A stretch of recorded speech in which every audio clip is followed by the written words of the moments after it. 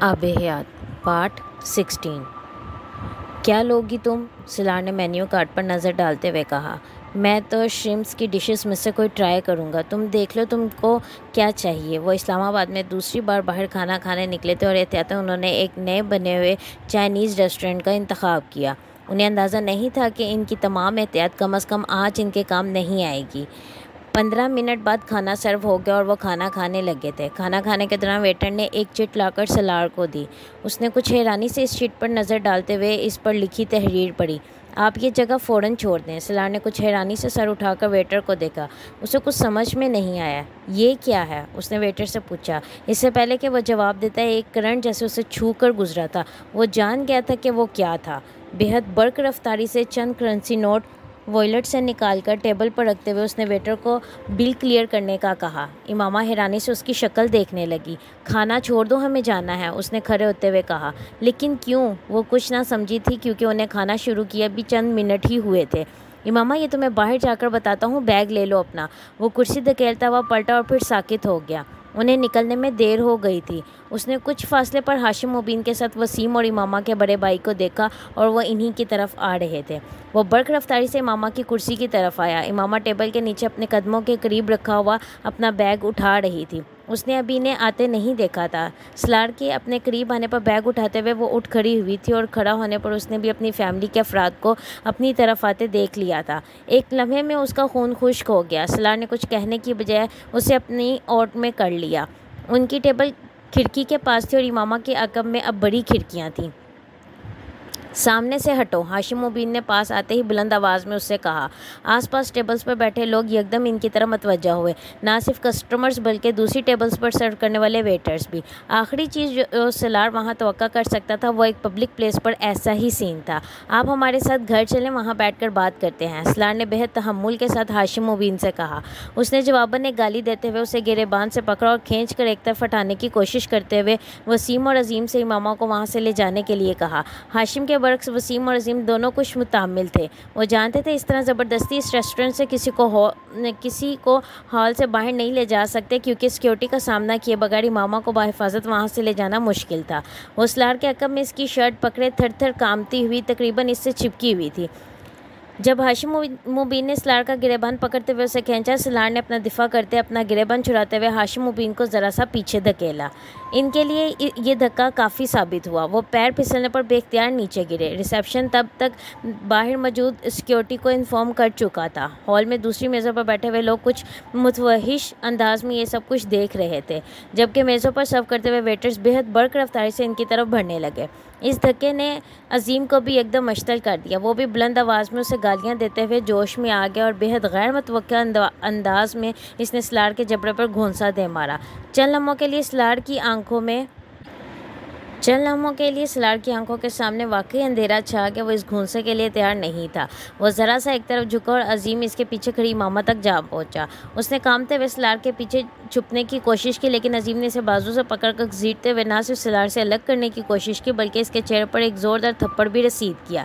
سلار تب تک سنبھل کر سیدھا ہوتے ہوئے اسے چھڑوانے کے لیے پلٹا تھا جب اس کے بائیں کندھے کی پشت پر درد کی تیز لہر اٹھی۔ اس نے ہونٹ پیچ کر اپنی چیخ روکی۔ وہ ہاشم مبین تھے جنہوں نے ٹیبل پر پڑا چاقو اس کی پشت پر مارنے کی کوشش کی، لیکن آخری لمحے میں ہلنے کی وجہ سے وہ اس کے بائیں کندھے میں جا لگا تھا۔ سیکیورٹی اور دوسرے ویٹرز تب تک قریب پہنچ چکے تھے۔ سلار نے اپنے کندھے کی پشت سے وہ چاقو نکال لیا۔ سیکیورٹی والے اب ان تینوں کو پکڑ چکے تھے۔ وہ چاقو نوکدار ہوتا تو زخم بہت خطرناک ہوتا، لیکن اب بھی اس چاقو کا اگلا سرا اس کے کندھے کی پشت میں دھنسا ہوا تھا۔ امامہ نے نہ تو ہاشم مبین کو سلار کو وہ چاقو مارتے دیکھا تھا اور نہ ہی اس نے سلار کو وہ چاقو نکالتے دیکھا۔ سیکیورٹی والے نے سلار کو عظیم سے چھڑواتے ہوئے عظیم کو اپنی گرفت میں لے لیا۔ تب تک سلار اپنی جینس کی جیب سے سیل فون نکال کر سکندر کو فون پر وہاں آنے کے لیے کہہ رہا تھا۔ اس کے چہرے پر تکلیف کے آثار تھے، لیکن وہ اس کے باوجود اپنے لہجے کو حتی المقدر نارمل رکھتے ہوئے سکندر سے بات کر رہا تھا۔ وہ دوسرے ہاتھ سے اپنی پشت کے اس زخم کو دبائے ہوئے تھا۔ اس کے دبانے اور محسوس کرنے کے باوجود اس کے زخم سے خون بہہ رہا تھا۔ وہ اپنے کندھے سے کمر تک خون کی نمی محسوس کر رہا تھا، لیکن اسے یہ اندازہ نہیں تھا کہ خون کتنی مقدار میں نکل رہا تھا۔ سیکیورٹی والے اس گفتگو کے دوران ہاشم مبین، وسیم اور عظیم کو وہاں سے لے جا چکے تھے۔ ریسٹورنٹ کے پورے ہال میں بہت سراسیمگی کا عالم تھا۔ کچھ لوگ وہاں سے اٹھ کر چلے گئے تھے اور جو ابھی وہاں موجود تھے وہ ان دونوں کو دیکھ رہے تھے۔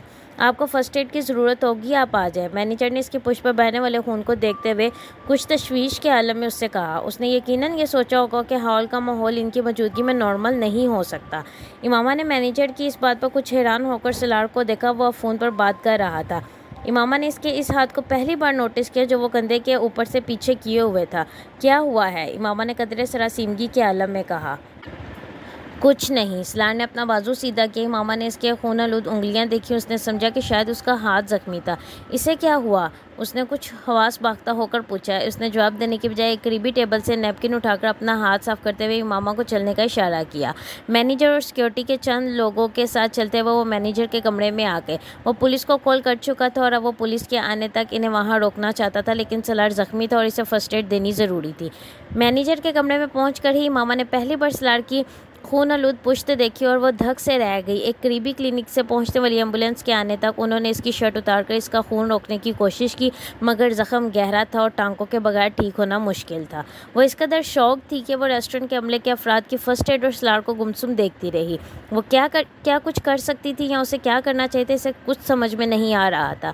اگلے 5-7 منٹ میں پولیس، ایمبولینس اور سکندر آگے پیچھے ہی پہنچے تھے۔ سکندر کے آتے ہی سلار نے امامہ کو گھر کی بجائے فوری طور پر کہیں اور بھیجنے کے لیے کہا۔ سکندر خود سلار کو ہاسپٹل لے کر جا رہے تھے۔ چاہنے کے باوجود وہ سلار سے یہ نہیں کہہ سکی کہ وہ اس کے ساتھ جانا چاہتی ہے۔ سکندر نے اسے فوری طور پر اپنے بڑے بھائی شاہ نواز کے گھر ڈرائیور اور پولیس کی سیکیورٹی میں بھجوایا تھا۔ شاہ نواز کی فیملی گھر پر نہیں تھی۔ عجلت میں انہوں نے نوکروں کو امامہ کا خیال رکھنے کی تاکید کی اور سکندر کی طرف چلے گئے۔ وہ بت کی طرح آ کر گیسٹ روم میں بیٹھ گئی۔ اسے سب کچھ ایک بھیانک خواب کی طرح محسوس ہو رہا تھا۔ سلار کو کسی نے چاقو کے ساتھ زخمی کیا تھا، یہ اس نے سن لیا تھا، مگر یہ اس کے باپ نے کیا تھا یا بھائیوں میں سے کس نے، یہ وہ نہیں جان سکی تھی۔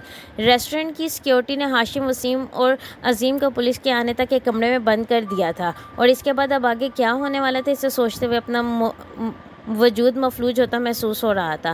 اسے ابھی آئے ہوئے 5 منٹ ہی ہوئے تھے کہ سلار کی کال آئی۔ تم پہنچ گئی ہو؟ اس نے امامہ کی آواز سنتے ہی کہا۔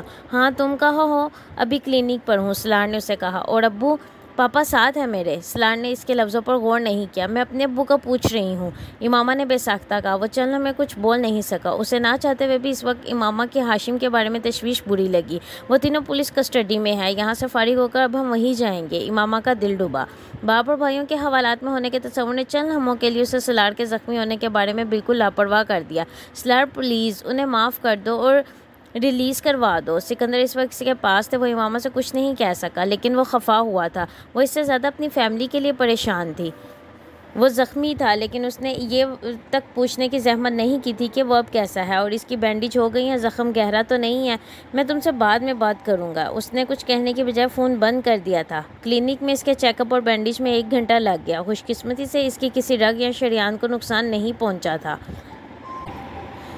کلینک میں ہی سکندر کی فیملی کے افراد نے پہنچنا شروع کر دیا تھا، اور سلار کو سکندر کے اشتعال سے اندازہ ہو گیا تھا کہ یہ معاملہ بہت سنجیدہ نوعیت اختیار کر گیا تھا۔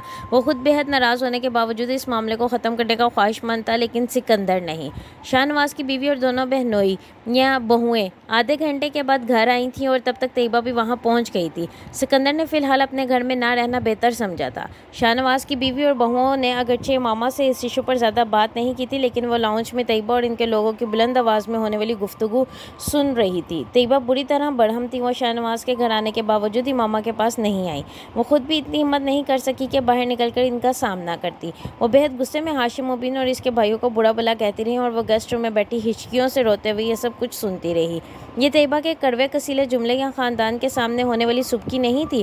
یہ احساس تھا کہ ہاشم اور اس کے بھائی اس وقت حوالات میں بند تھے اور نہ جانے ان کے ساتھ وہاں کیا سلوک ہو رہا تھا۔ وہ جانتی تھی کہ اس کی فیملی بے حد بارسوخ تھی اور حوالات میں کوئی ان کے ساتھ عام مجرم کی طرح رویہ نہیں رکھ سکتا تھا، مگر وہ جانتی تھی کہ اس کی فیملی کا حوالات میں رہنا ہی بے حد بے عزتی کا باعث ہے۔ اس نے دوبارہ سلار سے رابطہ کرنے کی کوشش کی تھی۔ اس نے پہلی بار اس کی کال نہیں لی اور دوسری بار اس کا سیل بند تھا۔ وہ اندازہ لگا سکتی تھی کہ اس نے اسی کی کال سے بچنے کے لیے فون بند کیا ہوگا۔ وہ دوسری بار وہاں اور یہ دوسری بار ہوا تھا کہ اس نے اپنا سیل فون اس کی وجہ سے آف کیا تھا۔ کیوں؟ پریشر پیروی نہ کرو اس کیس کو۔ انہیں چھوڑ دو تاکہ اگلی بار وہ تمہیں شوٹ کر دیں۔ اس نے ہسپتال سے پولیس اسٹیشن جاتے ہوئے گاڑی میں سکندر سے کہا تھا، میں بات بڑھانا نہیں چاہتا، بات بڑھ چکی ہے اور اس سب کی ابتدا بھی انہوں نے کی۔ سکندر بہت مشتعل تھے۔ پاپا وہ امامہ کی فیملی ہے، اس نے بالآخر کہا۔ نہیں، وہ امامہ کی فیملی تھی، انہیں اگر امامہ کی پرواہ ہوتی تو وہ اس کے شوہر پر کبھی ہاتھ نہ اٹھاتے، اور اگر انہیں امامہ کی پرواہ نہیں ہے تو امامہ کو بھی ان کی پرواہ نہیں کرنی چاہیے۔ انہوں نے بین السطور کیا کہا تھا؟ سالار کو سمجھنے میں کوئی دقت نہیں ہوئی تھی۔ یہ ایک حد تھی جو میں کبھی نہیں چاہتا تھا کہ وہ پار کریں، لیکن انہوں نے یہ حد پار کر لی ہے۔ میری فیملی میں سے کسی کو تکلیف پہنچے گی تو میں ہاشم فیملی کو کسی سیف ہیون میں نہیں رہنے دوں گا۔ I will pay them in the same coin۔ میں انہیں انہی کی زبان میں جواب دوں گا۔ یہ بات تم اپنی بیوی کو بھی بتا دو اور سمجھا بھی دو۔ پاپا پلیز، اس ایشو کو حل ہونا چاہیے، اس نے اپنے باپ سے کہا تھا۔ سکندر کا مشتعل رویہ اسے خائف کرنے لگا تھا۔ وہ بہت متحمل مزاج تھے، لیکن اس وقت سالار ان کا ایک نیا روپ دیکھ رہا تھا۔ یہ خواہش ان کو کرنی چاہیے، صرف تب یہ مسئلہ حل ہوگا۔ How dare he touch my son؟ اسے میرے بیٹے کو ہاتھ لگانے کی ہمت کیسے ہوئی؟ اس کا خیال تھا کہ میں برداشت کروں گا یہ غنڈہ گردی۔ اب وہ مجھے پولیس اسٹیشن سے نکل کر دکھائے۔ انہیں ٹھنڈا کرنے کی اس کی ہر کوشش ناکام ہو رہی تھی۔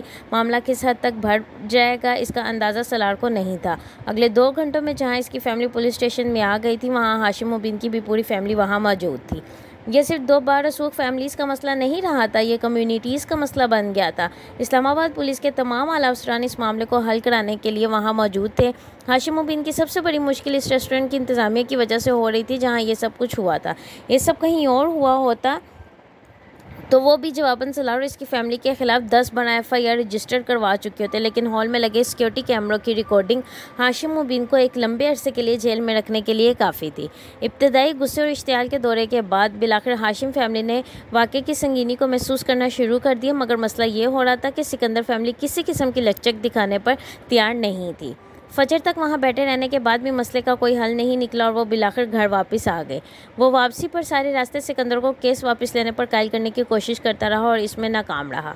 سکندر اب اس معاملے میں اپنے بھائیوں کو شامل کرنے کے بعد سب کچھ اتنے آرام سے ختم کرنے پر آمادہ نہیں تھے۔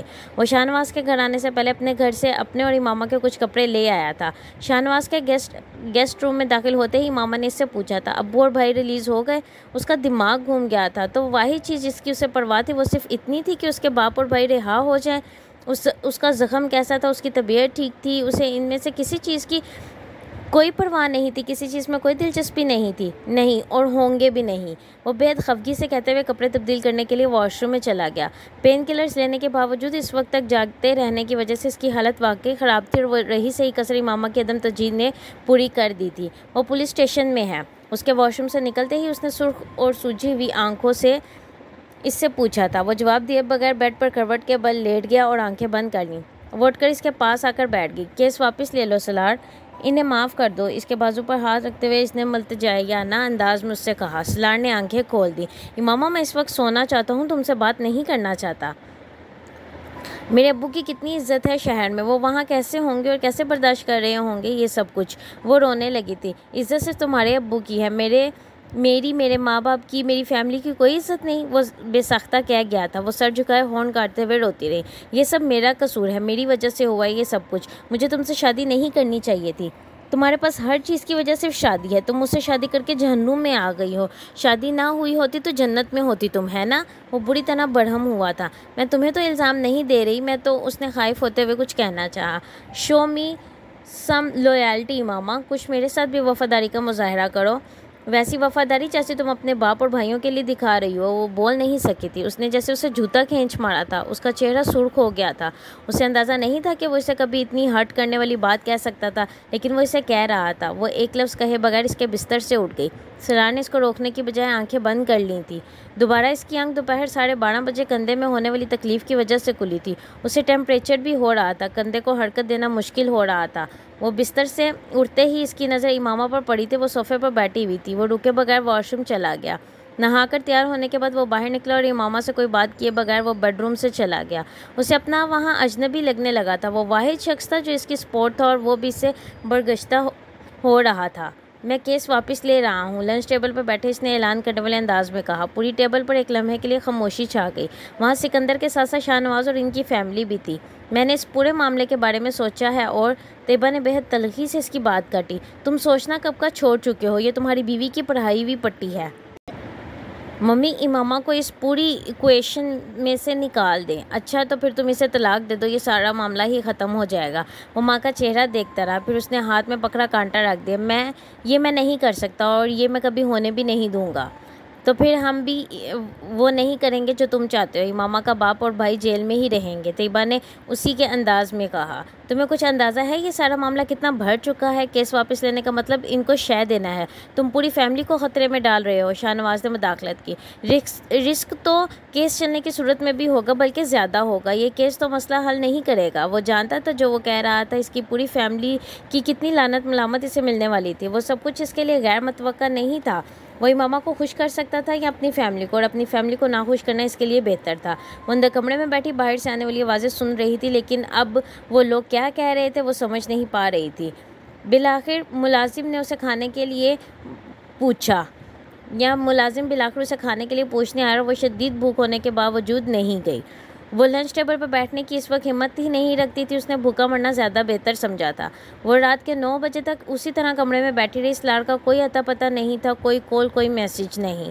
وہ صوفے پر بیٹھی تھکن کے عالم میں کب سو گئی اسے اندازہ نہیں ہوا۔ رات کے اس کی آنکھ سلار کے کندھا ہلانے پر کھلی تھی۔ وہ گڑبڑا گئی تھی۔ اور جہاں ہمیں جانا ہے۔ وہ کمرے سے اپنی چیزیں سمیٹ رہا تھا۔ وہ کچھ دیر بیٹھ کے اپنی آنکھیں رگڑتی رہی۔ کیس واپس لے لیا ہے میں نے، تمہاری فیملی ریلیز ہو گئی ہے۔ وہ ٹھٹکی تھی۔ وہ بیگ کی زپ بند کر رہا تھا۔ کسی نے جیسے امامہ کے کندھوں سے منو بوجھ ہٹایا تھا۔ اس کے چہرے پر آنے والے اطمینان وہ بھی نوٹس کیے بغیر نہیں رہ سکا تھا۔ اس کے پیچھے باہر لاؤنج میں آتے ہوئے اس نے ماحول میں موجود تناؤ اور کشیدگی محسوس کی تھی۔ شاہ نواز اور سکندر دونوں بہت سنجیدہ تھے اور طیبہ کے ماتھے پر شکنیں تھیں۔ وہ نروس ہوئی تھی۔ وہاں سے رخصت ہوتے ہوئے اس نے صرف اپنے لیے نہیں، شاہ نواز کے رویے میں سلار کے لیے بھی سردمہری محسوس کی تھی۔ وہ سلار کے ساتھ جس گاڑی میں تھی اسے ڈرائیور چلا رہا تھا، سکندر اور طیبہ دوسری گاڑی میں تھے۔ سلار پورا راستہ کھڑکی سے باہر دیکھتا کسی گہری سوچ میں ڈوبا رہا۔ وہ وقفے سے دیکھنے کے باوجود اسے مخاطب کرنے کی ہمت نہیں کر سکی تھی۔ گھر پہنچنے کے بعد بھی سب کی خاموشی اور سرد میری ویسی ہی تھی۔ سلار سکندر اور طیبہ کے ساتھ لاؤنج میں بیٹھ گیا اور وہ کمرے میں چلی آئی تھی۔ آدھے گھنٹے کے بعد ملازم اسے کھانے پر بلانے آیا تھا۔ تم مجھے یہیں پر کھانا لا دو۔ بھوک اس قدر شدید تھی کہ اس بار وہ کھانے سے انکار نہیں کر سکی۔ ملازم کی واپسی 2 منٹ کے بعد ہو گئی تھی۔ سلار صاحب کہہ رہے ہیں آپ باہر سب کے ساتھ آ کر کھانا کھائیں۔ وہ کچھ دیر بیٹھی رہی۔ یہ بلاوا کچھ غیر متوقع تھا۔ ٹیبل پر سکندر، طیبہ اور گھر کے دوسرے افراد کے ساتھ بیٹھ کر کھانا کھانا اس وقت بہت مشکل تھا۔ وہ کھانا اندر لانے کے لیے نہ کہہ چکی ہوتی تو اس وقت بھوک نہ ہونے کا بہانہ کر دیتی، لیکن اب یہ مشکل تھا۔ ہمت کرتے ہوئے جب وہ بالآخر ڈائننگ روم میں آئی تو سب ٹیبل پر بیٹھے کھانا کھا رہے تھے۔ کامران کی بیوی زوبا طیبہ سے کچھ بات کر رہی تھی۔ اس کی آمد پر کوئی خاص رد عمل نہیں ہوا۔ صرف سلار اپنی پلیٹ میں کچھ ڈالے بغیر اس کا انتظار کر رہا تھا۔ اس کے بیٹھنے پر اسی نے اس سے پوچھتے ہوئے چاول کی ڈش اس کی طرف بڑھائی تھی اور پھر کھانے کے دوران وہ بغیر پوچھے کچھ نہ کچھ اس کی طرف بڑھاتا گیا۔ وہ ٹیبل پر ہونے والی بات چیت خاموشی سے سنتی رہی اور شکر ادا کرتی رہی کہ وہ اس سے متعلقہ نہیں تھی۔ اسے یہ اندازہ نہیں تھا کہ وہ ایشو اب اس کے لیے زیر بحث نہیں تھا، کیونکہ وہ پہلے ہی اس حوالے سے ان سب کی لعنت ملامت سمیٹ چکا تھا۔ ماحول آہستہ آہستہ نارمل ہو رہا تھا۔ طوفان گزرنے کے بعد اب اس کے اثرات بھی معدوم ہونے لگے تھے۔ وہ کھانے کے بعد بیڈ روم میں سلار کے ساتھ ہی آئی تھی۔ وہ ایک بار پھر بات چیت کیے بغیر بیڈ پر سونے کے لیے لیٹ گیا۔ وہ اندھیرے میں کچھ دیر بستر پر بیٹھی رہی، پھر اس نے جیسے مصالحت کی پہلی کوشش کی۔ سلار آنکھیں بند کیے۔ اس کی سمجھ میں نہیں آیا کہ وہ اس کا جواب دے یا نہ دے۔ سلار بولو، اس نے بالآخر کہا۔ زخم گہرا تو نہیں تھا؟ نرم آواز سے اس نے پوچھا۔ کون سا والا؟ ٹھنڈے لہجے میں کیا ہوا سوال اسے لاجواب کر گیا۔ تمہیں درد تو نہیں ہو رہا؟ اس کے کندھے پر ہاتھ رکھتے ہوئے اس نے سوال بدلا تھا۔ اگر ہو بھی تو کیا فرق پڑتا ہے؟ میرا زخم ہے، میرا درد ہے۔ اب جواب نے اسے لاجواب کیا تھا۔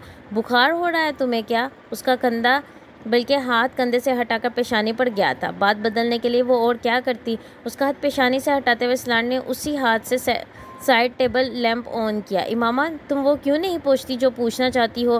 اس کی آنکھوں میں آنکھیں ڈالے اس نے کہا۔ وہ چند لمحے اسے کچھ بے بسی سے دیکھتی رہی، پھر اس نے جیسے ہتھیار ڈالتے ہوئے کہا۔ ابو سے کیا بات ہوئی تمہاری؟ وہ بتاؤ جو میں نے ان سے کہا، یا وہ جو انہوں نے مجھ سے؟ انداز اب بھی تیکھا تھا۔ انہوں نے کیا کہا تم سے؟ اس نے جواب میں ہاشم بن کی گالیوں کو بہت بلنٹ انداز میں انگلش میں ٹرانسلیٹ کیا تھا۔ امامہ کی آنکھوں میں آنسو آ گئے۔ میں گالیوں کا نہیں پوچھ رہی، انہوں نے ویسے کیا کہا تھا تم سے؟ اس نے کچھ خفگی اور سرخ چہرے کے ساتھ اس کی بات کاٹ دی تھی۔ اوہ سوری، ان کی گفتگو میں 70% گالیاں تھیں۔ اگر میں بہت مختصر بھی کروں تو بھی کتنا ایڈٹ کر سکتا ہوں۔ بہرحال باقی باتوں میں انہوں نے مجھے کہا کہ میں سور ہوں لیکن کتے جیسی موت مروں گا، اور جو کچھ میں نے ان کی بیٹی کے ساتھ کیا ہے وہ میری بیٹی اور بہن کے ساتھ ہوگا۔ اس کے لیے وہ خصوصی طور پر دعا یا بد دعا فرمائیں گے۔ تمہارے لیے بھی ان کے کچھ پیغام ہیں لیکن وہ اس قابل نہیں ہے کہ میں تمہیں دوں۔ یہ تھی ان کی گفتگو۔ وہ نم آنکھوں کے ساتھ گنگ بیٹھی اس کا چہرہ دیکھتی رہی۔ وہ اپسیٹ تھا، اس کا اندازہ لگانا مشکل تھا، لیکن وہ کتنا ہارٹ ہوا تھا یہ بتانا مشکل تھا۔ انہوں نے تم سے ایکسکیوز نہیں کی؟ برائی ہوئی آواز میں اس نے پوچھا تھا۔ کی تھی انہوں نے۔ انہیں بڑا افسوس تھا کہ ان کے پاس اس وقت کوئی پسٹل کیوں نہیں تھا یا کوئی اچھا والا چاقو، کیونکہ وہ مجھے صحیح سلامت دے کر بہت ناخوش تھے۔ اس کا لہجہ طنزیہ تھا۔ پھر تم نے کیس کیوں ختم کیا؟ تمہارے لیے کیا، اس نے دو ٹوک انداز میں کہا۔ وہ سر جھکا کر رونے لگی تھی۔ میں تم سے اور تمہاری فیملی سے کتنی شرمندہ ہوں میں نہیں بتا سکتی تمہیں۔ اس سے تو اچھا تھا کہ وہ مجھے مار دیتے۔ میں نے تم سے کوئی شکایت کی ہے؟ وہ سنجیدہ تھا۔ نہیں، لیکن تم مجھ سے ٹھیک سے بات نہیں کر رہے، کوئی بھی نہیں کر رہا۔ میں کل رات سے خوار ہو رہا ہوں، پریشان تھا۔ مجھے تو تم رہنے دو۔ مجھے تم سے اس حوالے سے کوئی شکایت نہیں ہے، لیکن جہاں تک میری فیملی کا تعلق ہے تو تھوڑا بہت تو ریئیکٹ کریں گے وہ۔ ڈیٹس بٹ نیچرل، یہ فطری بات ہے۔ وہ 4 ہفتے گزاریں گے، سب ٹھیک ہو جائیں گے، اس نے رسانیت سے کہا۔ امامہ نے بھیگی ہوئی آنکھوں کے ساتھ اسے دیکھا اور وہ اسے ہی دیکھ رہا تھا۔ میری کوئی عزت نہیں کرتا، سلار نے اس کی بات کاٹ دی۔ یہ تم کیسے کہہ سکتی ہو؟ کسی نے تم سے کچھ کہا؟ مما نے، پاپا نے یا کسی اور نے؟ کسی نے کچھ نہیں کہا، لیکن کیا؟ سلار نے پھر اس کی بات کاٹ دی۔ اور کوئی کچھ کہے گا بھی نہیں تم سے۔ جس دن کوئی تم سے کچھ کہے گا تب تم کہنا کہ تمہاری کوئی عزت نہیں کرتا۔ وہ ضرورت سے زیادہ سنجیدہ تھا۔ میں تمہیں کبھی اپنے باپ کے گھر بھی لے کر نہ آتا اگر مجھے خدشہ ہوتا کہ یہاں تمہیں عزت نہیں ملے گی۔ تم سے شادی جیسے بھی ہوئی ہو، تم میری بیوی ہو، اور ہمارے سرکل میں کوئی ایسا نہیں ہے کہ جسے یہ پتہ نہیں کہ اب یہ رونا دھونا بند کر دو۔ اس نے قدرے جھڑکنے والے انداز میں اس سے کہا۔ 6:30 بجے کی فلائٹ ہے، سو جاؤ اب۔ اس نے آنکھیں بند کر لی تھی۔ وہ اس کا چہرہ دیکھنے لگی۔ وہ اسے بتا نہیں سکتی تھی کہ اس نے 1.5 دن میں جان لیا تھا کہ وہ دنیا میں کتنی محفوظ اور غیر محفوظ تھی۔ اس کے پاؤں کے نیچے زمین اس کے وجود کی وجہ سے تھی۔ اس کے سر پر سایہ دینے والا آسمان بھی اسی کی وجہ سے تھا۔ اس کا نام اس کے نام سے ہٹ جاتا تو دنیا میں کوئی اور اس کے لیے کھڑا ہونے والا نہیں تھا۔ زندگی میں اس سے کوئی رشتہ نہ ہونے کے باوجود وہ ہمیشہ اس کی مدد اور سہارے کے لیے محتاج رہی تھی، اور اس تعلق کے بعد یہ محتاجی بہت بڑھ گئی تھی۔ کچھ بھی کہے بغیر وہ اس کے سینے پر سر رکھ کر لیٹ گئی تھی، یہ پرواہ کیے بغیر کہ اس کے سر رکھنے سے اس کے کندھے میں تکلیف ہو سکتی ہے۔ وہ جانتی تھی وہ اسے کبھی نہیں ہٹائے گا، اور سلار نے اسے نہیں ہٹایا تھا۔ بازو اس کے گرد حائل کرتے ہوئے اس نے دونوں ہاتھوں سے یا دوسرے ہاتھ سے لائٹ آف کر دی۔ ممی ٹھیک کہتی ہیں۔ اس کے سینے پر سر رکھے اس نے سلار کو بڑبڑاتے سنا۔ کیا؟ وہ چونکی تھی۔ تم نے مجھ پر جادو کیا ہوا ہے، وہ ہنس پڑی تھی۔ اس واقعے کے بعد اگلے چند ہفتے وہ لاہور میں بھی کچھ محتاط رہے، لیکن پھر آہستہ آہستہ جیسے ہر ڈر خوف ختم ہونے لگا تھا۔ امامہ کی فیملی کی طرف سے اس بار اس طرح کی دھمکیاں بھی نہیں ملی تھی جیسے امامہ کے گھر سے چلے جانے پر سکندر کی فیملی کو ملتی رہی تھی۔ فوری اشتعال میں آ کر ہاشم اور ان کے بیٹے ان پر حملہ کرنے کی غلطی تو کر بیٹھے تھے، لیکن بہت جلد ہی انہیں یہ احساس ہو گیا تھا کہ امامہ کو زبردستی واپس لے جانا اب ان کے مسائل کو بڑھا سکتا تھا، کم نہیں کر سکتا تھا۔ وہ جھوٹ جو امامہ کے حوالے سے انہوں نے اپنے حلقۂ احباب میں بول رکھے تھے، ان کے کھل جانے کا مطلب رسوائی اور جگ ہنسائی کے علاوہ کچھ نہ ہوتا۔ ایک پردہ پڑا ہوا تھا، اسے پڑا رہنے دینا زیادہ سمجھداری تھی۔ ان کا واسطہ سکندر جیسی فیملی سے نہ پڑتا تو وہ اس معاملے پر اپنی انا کو اتنا نیچے نہ لاتے، لیکن اب یہاں مجبوری تھی۔ پولیس اسٹیشن میں تصفیہ کے دوران سکندر نے ہاشم مبین کو صاف صاف بتا دیا تھا کہ سلار اور امامہ کو کسی بھی طرح پہنچنے والے نقصان کی ذمہ دار وہ ہاشم کے خاندان کے علاوہ کسی دوسرے پر نہیں ڈالیں گے۔ عام حالات میں ہاشم اس بات پر مشتل ہوتے، لیکن ایک رات حوالات سے نکلنے کے لیے ہر طرح کے اثر و رسوخ استعمال کر کے ناکام ہونے کے بعد ان کا جوش ہوش میں تبدیل ہونے لگا تھا۔ جہاں تک سلار اور امامہ کا تعلق تھا، ان کے لیے یہ سب کچھ بلیسنگ ان ڈیجیسیس، شرم سے خیر تھا۔ وہ خدشات جن کا شکار وہ اسلام آباد میں قیام کے دوران ہوتے تھے وہ آہستہ آہستہ غائب ہونے لگے تھے، اور یہ خاص طور پہ امامہ کے لیے معجزے سے کم نہیں تھا۔ اس نے تصور بھی نہیں کیا تھا کہ وہ کبھی اتنی آزادی کے ساتھ رہ سکے گی۔ سلار نے ٹھیک کہا تھا۔ چند ہفتوں میں اس کی فیملی کا رویہ پھر پہلے جیسا ہو گیا تھا، حتیٰ کہ طیبہ کی تلخی بھی ختم ہو گئی تھی، اور اس میں زیادہ ہاتھ امامہ کا ہی تھا۔ وہ فطرتاً صلح جو اور فرما بردار تھی، رہی صحیح کسر اس کے حالات نے پوری کر دی تھی۔ پیچھے میکا ہوتا تو شاید کوئی بڑی کوئی بات بری لگنے پر وہ بھی اس طرح موڈ آف کرتی جس طرح سکندر کی دوسری بہویں کبھی کبھار کرتی تھی، مگر پیچھے بیگیج کے سوا کچھ نہیں تھا، اور احسان مند ہونے کے لیے اتنا بھی بہت تھا کہ وہ اس شخص کی فیملی تھی جو اسے سر پر اٹھائے پھرتا تھا۔ کوئی وسیم ہاشم صاحب ملنا چاہ رہے ہیں آپ سے۔ اپنے آفس کی کرسی میں جھولتا سلار کچھ دیر کے لیے ساکت ہو گیا تھا۔ کہاں سے آئے ہیں؟ اس نے ایک لمحے کے لیے اپنے کانٹیکٹس کی لسٹ کھنگالی تھی اور وہاں صرف ایک وسیم ہاشم تھا۔ اسلام آباد سے۔ کہہ رہے ہیں آپ کے دوست ہیں، ریسیپشنسٹ نے مزید بتایا۔ بھیج دو۔ اس نے انٹرکام رکھ دیا اور خود سیدھا ہو کر بیٹھ گیا۔ آج کے دن وہ ایسے کسی وزٹ کے لیے تیار نہیں تھا۔ وسیم کے وہاں آنے کا مقصد کیا تھا؟ دونوں خاندانوں کے درمیان ہونے والے جھگڑے کو ابھی چند ہفتے ہی گزرے تھے۔ وہ چند لمحوں تک کچھ سوچتا رہا، پھر اپنی کرسی سے اٹھ کر دروازے کی طرف بڑھا، تبھی وسیم دروازہ کھول کر اندر داخل ہوا تھا۔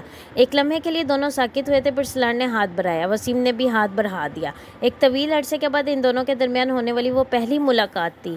کیا لوگے؟ چائے کافی؟ سلار نے بیٹھتے ہی کہا۔ کچھ نہیں، میں صرف چند منٹ کے لیے آیا ہوں، وسیم نے جواباً کہا۔ وہ دونوں کسی زمانے میں بہت گہرے دوست تھے، لیکن اس وقت ان کو اپنے درمیان موجود تکلف کی دیوار کو ختم کرنا بہت مشکل لگ رہا تھا۔ سلار نے دوبارہ کچھ پوچھنے کی بجائے انٹرکام اٹھا کر چائے کا آرڈر دے دیا۔ امامہ کیسی ہے؟ اس کے ریسیور رکھتے ہی وسیم نے پوچھا۔ شی از فائن، سلار نے نارمل انداز میں جواب دیا۔ میں اس سے ملنا چاہتا تھا، ایڈریس تھا میرے پاس تمہارے گھر کا، لیکن میں نے سوچا پہلے تم سے پوچھ لوں، وسیم نے بہت جتانے والے انداز میں اس سے کہا۔ ظاہر ہے تمہیں یہ پتہ چل سکتا ہے کہ میں کہاں کام کر رہا ہوں، تو ہوم ایڈریس جانا زیادہ مشکل تو نہیں ہے، سلار نے بہت معمول کے لہجے میں اس سے کہا۔ میں ملنا چاہتا ہوں اس سے، وسیم نے کہا۔ مناسب تو شاید نہ لگے، لیکن پھر بھی پوچھوں گا تم سے۔ کس لیے؟ سلار نے جواباً بڑے فرینک انداز میں کہا۔ کوئی وجہ نہیں ہے میرے پاس، وسیم نے جواباً کہا۔ اس نے ریسٹورنٹ میں جو چٹ وہ تم نے بھیجی تھی میں جانتا ہوں، سلار نے اس کی بات کاٹی تھی۔ وسیم ایک لمحے کے لیے بول نہیں سکا، پھر اس نے کہا، تم نے اور امامہ نے جو کچھ کیا وہ بہت غلط کیا۔ وسیم چند لمحے خاموش رہنے کے بعد بولا۔ سلار نے اس گفتگو میں مداخلت نہیں کی، لیکن اب جو بھی ہوا وہ ہو چکا۔ میں امامہ سے ملنا چاہتا ہوں۔ تمہاری فیملی کو پتہ ہے؟ سلار نے پوچھا۔ نہیں، انہیں پتہ چلے گا تو وہ مجھے بھی گھر سے نکال دیں گے۔ سلار اس کا چہرہ دیکھتا رہا۔ وہ اس کا سچ اور جھوٹ نہیں جان سکتا تھا، اس کی نیت کیا تھی وہ یہ اندازہ نہیں کر سکتا تھا، لیکن وہ اور امامہ ایک دوسرے کے بہت قریب تھے، وہ یہ ضرور جانتا تھا۔ شاید یہی وجہ تھی کہ اس رات وسیم نے اسے امامہ کے ساتھ دیکھ کر اسے باپ بھائی کے دیکھے جانے سے پہلے متنبہ کرنے کی کوشش کی تھی، لیکن سلار کے لیے پھر بھی یہ مشکل تھا کہ وہ اسے امامہ سے ملنے کی اجازت دے دیتا۔ اس میل جول کا پتہ چلنے پر امامہ کی فیملی کے لیے اسے نقصان پہنچانا بہت آسان ہو جاتا۔ وہ اگر اس کے اپارٹمنٹ تک پہنچ سکتے تھے تو وہاں سے امامہ کو کہیں اور لے جانا بھی مشکل نہیں تھا۔ وہ یقین کرنا چاہتا تھا کہ وسیم کسی غلط ارادے سے اس کے پاس نہیں آیا تھا، لیکن پھر بھی وہ رسک لے رہا تھا یا لے سکتا تھا۔ جاری ہے۔ ناول کا اگلے سے سننے کے لیے چینل کو لائک اور سبسکرائب کرنا مت بھولیں۔ شکریہ۔